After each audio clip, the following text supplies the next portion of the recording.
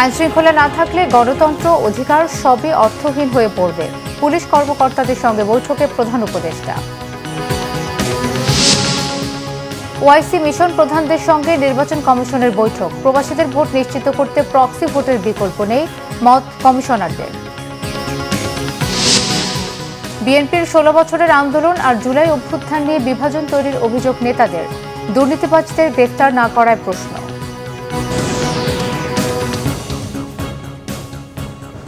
দেখছিলেন crown cement সংবাদ শিরোনাম, এবারে বিস্তারিত।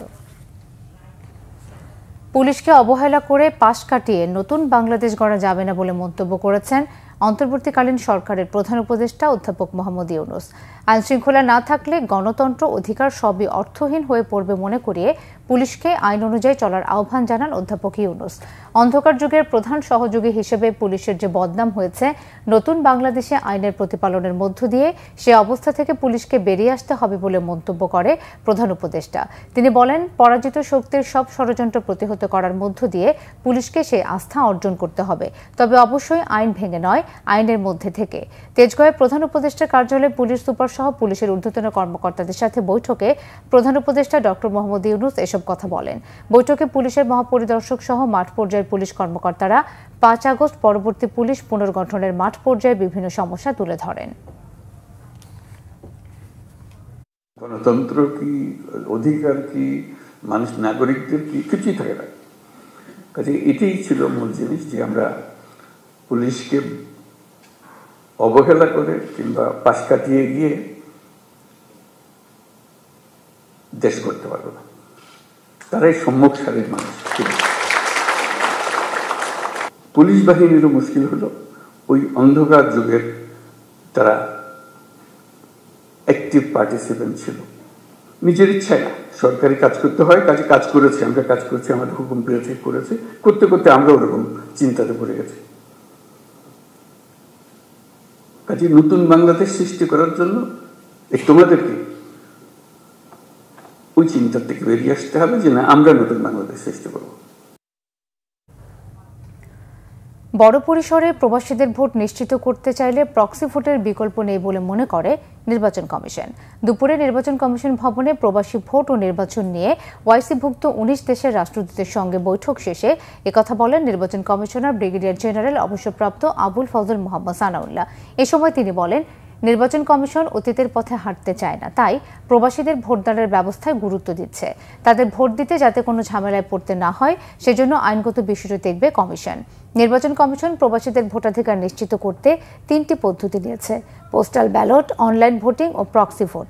এর মধ্যে প্রক্সি ভোট মন্দের ভালো বলেও মন্তব্য করেন নির্বাচন কমিশনার সানাউল্লাহ। বৈঠকে রাষ্ট্রদূতদের কাছ থেকে প্রবাসীদের ভোটদানের বিষয়ে সহযোগিতা চাওয়া হয়েছে, তবে অনলাইন ও ডিজিটাল পদ্ধতিতে ভোটদানে তাদের অভিজ্ঞতা ভালো নয় বলেও জানায় মিশর ও পাকিস্তানের প্রতিনিধিরা। অনেক দেশ আগামী ত্রয়োদশ জাতীয় সংসদ নির্বাচনে পর্যবেক্ষক পাঠাতে আগ্রহ প্রকাশ করেছে বলেও জানান নির্বাচন কমিশনার। বিএনপির 16 বছরের আন্দোলন আর জুলাই অভ্যুত্থান নিয়ে উপদেষ্টারা বিভাজন সৃষ্টি করছে বলে মন্তব্য করেছেন দলের সিনিয়র যুগ্ম মহাসচিব রুহুল কবির রিজভী। ধর্ষণের বিচারের দাবিতে নয়াপল্টন কেন্দ্রীয় কার্যালয়ের সামনে সকালে জাতীয়তাবাদী মহিলা দল আয়োজিত বিক্ষোভ সমাবেশে তিনি একথা বলেন। রিজভীর অভিযোগ, বিগত আওয়ামী লীগ সরকারের আমলে দেশে গুম, খুন, ধর্ষণ সহ নানা অপকর্মের উৎপত্তি হয়েছে। দুর্নীতিবাজরাই সমাজে সকল অপরাধ ঘটাচ্ছে। অন্তর্বর্তী সরকার কেন টাকাওয়ালা এসব দুর্নীতিবাজদেরকে ধরছে না, সে প্রশ্ন তোলেন রুহুল কবির রিজভী। এ সময় বিএনপির স্থায়ী কমিটির সদস্য সেলিমা রহমান বলেন, মাগুরার 8 বছরের শিশু ধর্ষণের পর মহোৎসবে পরিণত হয়েছে। দেশে শান্তি ফিরিয়ে আনতে সরকারকে দ্রুত নির্বাচন দেওয়ার দাবি জানান তিনি। সমাবেশে মহিলা দলের সভাপতি আফরোজা আব্বাস আসিয়া ধর্ষণে জড়িতদের দ্রুত দৃশ্যমান শাস্তির দাবি জানান।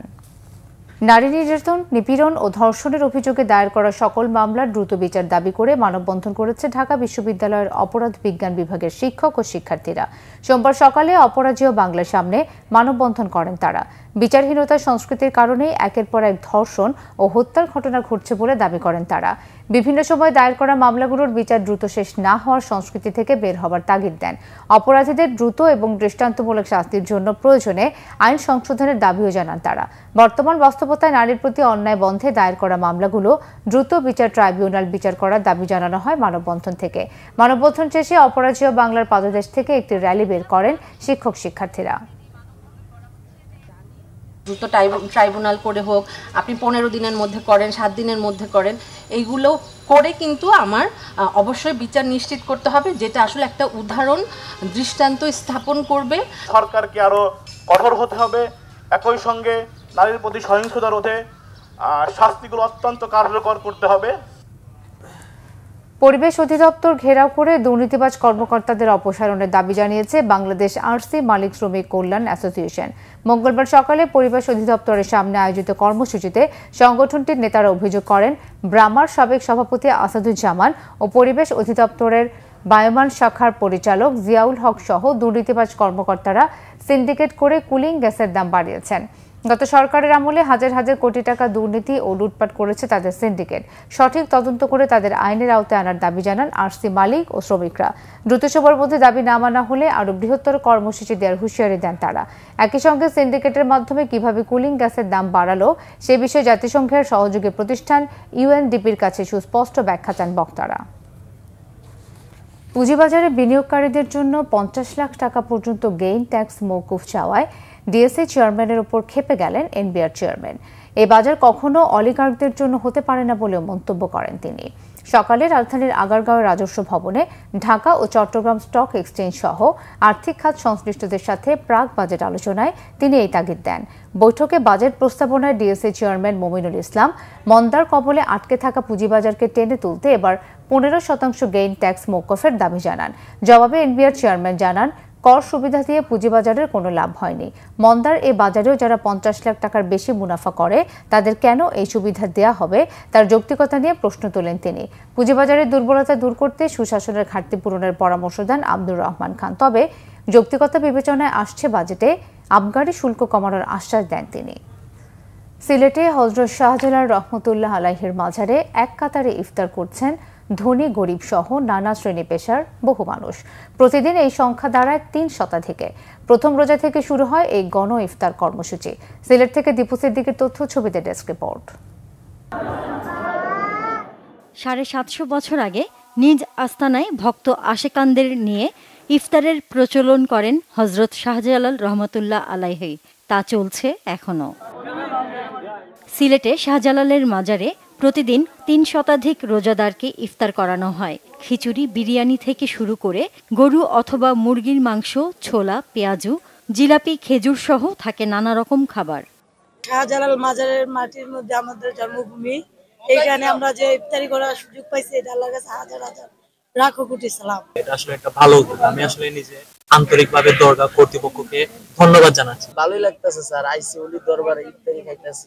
চট্টগ্রাম থেকে আসছি, ইফতার সামগ্রী মানে সবার সাথে এখানে একত্রিত ইফতার করতে আনন্দ লাগতেছে। এই জন্য এখানে ইফতার সময় নামাজটা পড়বো, এই জন্য ইফতারের জন্য সবার সাথে শাহজালাল মাজার আইসি, ইফতার পাইছি, খুব আনন্দ হইতেছে। মাজারে মানত-আনা ভক্তদের সুবিধার জন্যই এই ইফতারের আয়োজন। তাদের দান আর মাজার কর্তৃপক্ষের টাকায় চলে ইফতারের খরচ। মাস পুরার পরে যেটা আমরা যোগ বিয়োগ করে যেটা দেখি যে ঘাটতি হয়েছে, ঘাটতিটা আমরা নিজেরা পূরণ করি। এটা কোনো আলাদা ফান্ড নাই। এটা কত সাল না, এটা তো শাহজালাল বাবা যখন আসছেন, যে কোনো দরবারে গেলে যে পীর ফকির আউলিয়ারা আসে, কোনো কোনো সময় এটা মিস্টেক করে বলে এটা 700 বছর থেকে চলতেছে। এটা আসলে ওনার উফাতের তারিখ হইবে, এবার হবে 706 বছর। এর আগে উনি আসছেন, আরো মনে করেন 50 বছর এখানে ছিলেন। তখন থেকে তো দরবারে লোক যাচ্ছে, দরবারে খাইতেছে। এটা যে অমুক দিন থেকে আরম্ভ হয়েছে মানে না। মাজার শরীফ গুলাতে গেলেই, যে কোনো মাজারে যান, গেলেই দেখবেন একটা ব্যবস্থা আছে, আপনি ইফতার করে আসতে পারবেন। 750 বছর ধরে চলে আসা মাজারের এই ইফতারকে ইসলামী ঐতিহ্যের ধারাবাহিকতা মনে করেন শাহজালাল ভক্তরা। একসাথে ইফতার করে আত্মিক প্রশান্তি পান তারা। Bangla vision news desk. Corona vaccine আমদানির নামে 22,000 কোটি টাকা আত্মসাতের অভিযোগে সাবেক প্রধানমন্ত্রী শেখ হাসিনার উপদেষ্টা সালমান এফ রহমান, সাবেক স্বাস্থ্যমন্ত্রী জাহিদ মালিক সহ কয়েকজনের বিরুদ্ধে অনুসন্ধানে নেমেছে দুদক। দুদকে আসার অভিযোগে বলা হয়েছে, করোনার সময় বাংলাদেশি প্রতিষ্ঠান globe biotech limited Bangavax vaccine বাজারজাতকরণের উদ্যোগ নেয়। তখন সালমান এফ রহমান গ্লোব বায়োটেককে বেক্সিমকোর সাথে যৌথ শেয়ারে ভ্যাকসিন বাজারজাত করার দাবি করেন।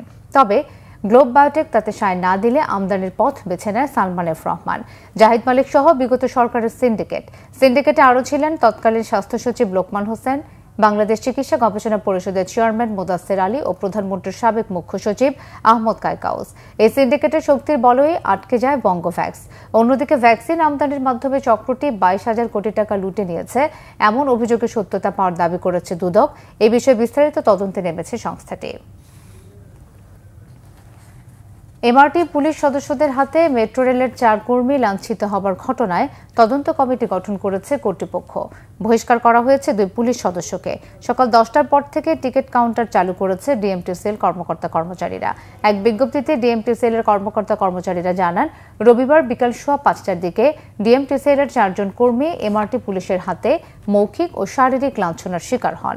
এ ঘটনার প্রতিবাদে অভিযুক্ত পুলিশ সদস্যকে স্থায়ীভাবে বরখাস্ত এবং ঘটনার সাথে জড়িত সকল পুলিশ সদস্যকে শাস্তি ও প্রকাশ্যে ক্ষমাসহ 6 দফা দাবিতে কর্মবিরতি ঘোষণা করে মেট্রো রেল কর্মকর্তা-কর্মচারীরা। কর্তৃপক্ষের আশ্বাসে 3 ঘণ্টা পর সচল হয় মেট্রো রেল। কেউ এসেছেন পরিবার নিয়ে মার্কেট করতে, আবার কেউ এসেছেন বন্ধুদের নিয়ে ঘুরতে। যানজটের এই মহানগরীতে বাসায় ফিরতে দেরি হওয়াতে ইচ্ছা বা অনিচ্ছায় পথেই সারতে হয় ধর্মপ্রাণ রোজাদারদের ইফতার। পথচারীরা বলছেন, ভিন্ন একটা আনন্দ ও অনুভূতির মধ্য দিয়ে ইফতার সেরেছেন তারা। বিস্তারিত ইদ্রিস আলমের রিপোর্টে। ইফতারের বাকি আর মাত্র কয়েক মিনিট। রাজধানীর মানিক মিয়া এভিনিউয়ের সংসদ ভবন এলাকার চিত্র এটি। কেউ এসেছেন পরিবার নিয়ে শপিং করতে, কেউ এসেছেন ঘুরতে। রাজপথে ইফতারের সময় হওয়াতে পথেই সারতে হচ্ছে ইফতার। আসার পথে ইফতারের সময় আমরা ইফতারের জন্য আর কি হঠাৎ এখানে বসে পড়ছি সংসদ ভবনের সামনে। 3 বন্ধু মিলে এসেছেন ঢাকায় ঘুরতে। এর মধ্যেই সময় হয়েছে ইফতারের। সামনে সাজানো ইফতারের আয়োজন। দিনটি স্মরণে রাখতে সংসদ ভবনের সামনে বসে পড়েছেন ইফতার নিয়ে। এই আনন্দ তাদের কাছে বিশেষ বলে জানালেন তারা। ঢাকা শহরে সবাই এক এক জায়গায় থাকি, তো মূলত আজকে আমাদের সবার একসাথে হওয়া, নিরিবিলি পরিবেশে আসছি ইফতার করার জন্য। অন্যদিকে রাজধানীর ফার্মগেট এলাকার চিত্র এটি। ফুটপাতে বসে কেউ কাটছেন শসা, কেউ কাটছেন পেঁয়াজ, কেউ বা মরিচ। ব্যস্ত সময় পার করছেন ইফতার তৈরিতে। পরিবার পরিজন ছেড়ে ইফতার করতে কষ্ট হলেও চলতি পথে ইফতার করাতেও আছে আলাদা আনন্দ। বাসায় যেতে পারবো না, যেতে আজান দিয়ে দিবে, এর জন্য ভাবলাম রাস্তার পাশেই বসে যাই। আমরা আসছিলাম শপিং এর জন্য, যাওয়ার পথে ভাবলাম যে যেহেতু সময় নাই বাসায় যেতে পারবো না। এদিকে ফুটপাতে ইফতারি বিক্রি করা দোকানিরা বলছেন, রমজানের শুরুর দিকে বিক্রি ভালো হলেও এখন কম। শুরুর দিকে বাসাবাড়ির জন্য অনেকেই কিনে যেতেন ইফতার, কিন্তু এখন ইফতার কিনছেন কেবল চলতি পথের মানুষ। ফলে ইদানিং যা বিক্রি হচ্ছে তাতে খরচও উঠছে না। শুরুতে একটু ভালোই হয়েছিল, এখন একটু অনেকটাই কম। এখন আগের চাইতে অনেকটাই কম, মানে যে খরচটা হয় এটা উঠাইতেই কষ্ট হইতেছে। এভাবে ব্যস্ত রাজধানীর কর্মব্যস্ত অনেক মানুষকেই প্রতিদিন ইফতার সারতে হয় ফুটপাতে কিংবা চলতি পথেই। এটা মেনেও নিয়েছেন তারা। ফলে ইফতারির আয়োজন যতটা সুন্দর করে তোলা যায় সেদিকেই মনোযোগ তাদের। ইদ্রিস আলম, বাংলা ভিশন, ঢাকা। ছেলেদের সুতির শার্ট 300 থেকে 500 টাকা, গ্যাবার্ডিন প্যান্ট 400 থেকে 600 টাকা আর জিন্স 600 থেকে 800 টাকায় মিলছে ঢাকা মিরপুরের নান্নু মার্কেটে। দর কষাকষি করে আরও কমেও কেনাকাটার সুযোগ আছে এখানে। এছাড়া মার্কেটটিতে সাশ্রয়ী মূল্যে বিক্রি হচ্ছে বাচ্চাদের পোশাক, রয়েছে মেয়েদের রকমারি পোশাকের কালেকশনও। আরও জানাচ্ছেন মোবাশের আহমদ। সব বয়সী পোশাকের জন্য জনপ্রিয় মিরপুর 11-র নান্নু মার্কেট। ছেলেদের পোশাক বেশি থাকলেও মেয়েদের সেলাই ছাড়া 3 পিস, ready lehenga, frock, top, long গাউনের মতো ফ্যাশনেবল সব কাপড়ও মিলছে এখানে। এছাড়া বাচ্চাদের শার্ট প্যান্ট ও বড়দের সুতি শার্ট, জিন্স প্যান্ট সহ সব ধরনের অনুষঙ্গ ও পোশাকের কালেকশন রয়েছে মার্কেটে। আর এখানে দর কষাকষিতে তুলনামূলক অনেক কম দামে পোশাক কেনার সুযোগ রয়েছে ক্রেতাদের। এখন তো এখানে কেনা হয় নাই, দেখতেছি এখন প্রাইজে দামাদামি করতেছি, ওরা তো দামই ছাড়ে না। আমি সবসময় নান্নু মার্কেট থেকেই ওরটা কিনা হয়, সবসময় কিনি। আর বাসা আমার 7 নম্বরে, আর এখন কিনবো আর কি দেখতেছি।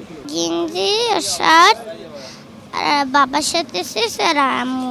রমজানের উপলক্ষে এখন কেনাকাটা আরম্ভ হইল, ওই সবাইকে যত আত্মীয় স্বজন আছে সবাইকে যতটুকু পারি ততটুকু দেওয়া।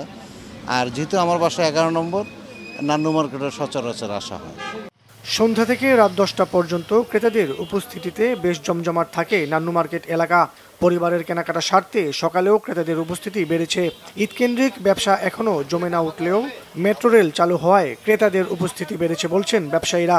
গত বছরের তুলনায় এবছর বেচা কিনা অনেক কম, জিনিসপত্রের দাম অনেক বেশি, কেননা কাস্টমার আইসা তো হিমশিম খায় যাচ্ছে। ঈদের উপলক্ষে উঠাইছি, গাতুয়া উঠাইছি, তারপরে বক্স শার্ট উঠেছিলাম, গিজা শার্ট আছে, বিভিন্ন ধরনের শার্ট আছে, প্যান্ট আছে। দাম বিভিন্ন আছে, 800 টাকা আছে, 900 টাকা আছে, 400 টাকা আছে, যেরকম কাপড় সেরকম দাম।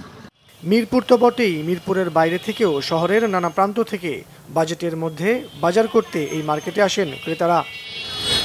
মুবাশশির আহমেদ, বাংলা ভিশন, ঢাকা। সংবাদ শেষ করব ক্রাউন 7 শিরোনামগুলো আরো একবার জানিয়ে। আইন শৃঙ্খলা না থাকলে গণতন্ত্র অধিকার সবই অর্থহীন হয়ে পড়বে, পুলিশ কর্মকর্তাদের সঙ্গে বৈঠকে প্রধান উপদেষ্টা। ওআইসি মিশন প্রধানদের সঙ্গে নির্বাচন কমিশনের বৈঠক, প্রবাসীদের ভোট নিশ্চিত করতে প্রক্সি ভোটের বিকল্প নেই মত কমিশনারদের। বিএনপির 16 বছরের আন্দোলন আর জুলাই অভ্যুত্থান নিয়ে বিভাজন তৈরির অভিযোগ নেতাদের, দুর্নীতিবাজদের গ্রেফতার না করায় প্রশ্ন।